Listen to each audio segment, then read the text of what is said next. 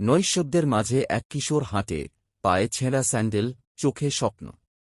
কলকাতার গলিপথে বেড়ে ওঠা সেই ছেলেটার নাম গৌরাঙ্গ চক্রবর্তী। জন্ম 1950 সালে বারাসাতে।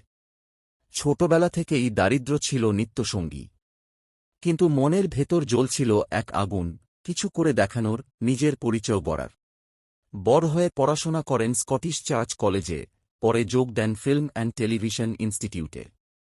সিনেমার প্রতি টান তখনই গড়ে ওঠে। কিন্তু শুরুটা সহজ ছিল না। 1976 সালে আসে প্রথম সুযোগ, মৃগজার। সেই ছবিতে অভিনয় করে জাতীয় চলচ্চিত্র পুরস্কার পান তিনি।